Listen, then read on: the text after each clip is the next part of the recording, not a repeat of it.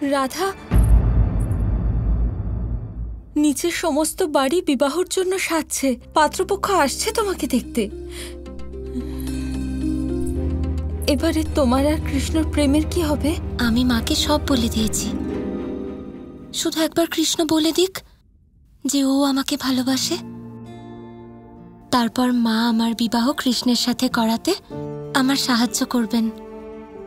উনি নিজে বলেছেন।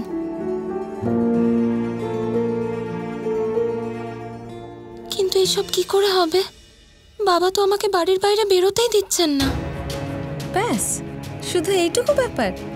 আমরা সখীরা কবে কাজে লাগবো? একটা কাজ করো, তুমি একটা চিঠিতে সব লিখে দাও, আর আমি এক্ষুনি চিঠিটা কৃষ্ণর কাছে পৌঁছে দেব। সত্যি? হ্যাঁ। তুমি জানো না তুমি আমাকে কি দিয়েছো? তুমি দাঁড়াও, আমি এক্ষুনি কৃষ্ণের জন্য একটা চিঠি লিখছি।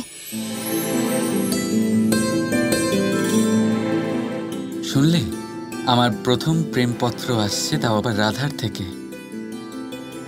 কিন্তু এত সহজ হবে না রাধা। প্রেমের এই 2.5 অক্ষরের শব্দের মানে বুঝতে সারা জীবন লেগে যায়। তাহলে প্রেমের প্রথম পত্র লিখতে সময় তো লাগবেই।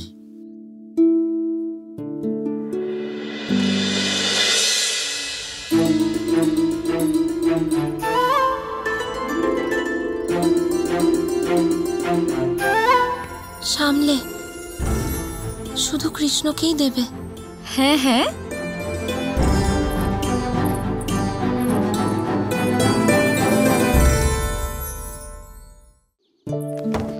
বলরাম, তোমরা দুজনে বৃষভান বাবুর বাড়ি চলো। না মা, আমি যাব না। তোমার আবার কি হলো? কিছু না, আমার ইচ্ছে করছে না। আপনারা যান না। শুনুন মা, আপনারা এগিয়ে যান, আমি ওনাকে নিয়ে আসছি।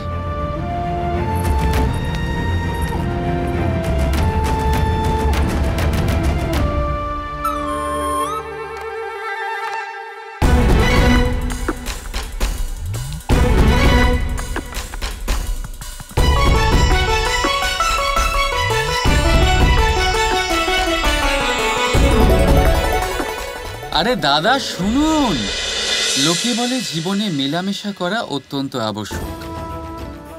এতে সম্পর্কের আধারও হয়, আবার ব্যবসাও চলে। কিন্তু সবচেয়ে বেশি গুরুত্বপূর্ণ হলো ব্যবহার।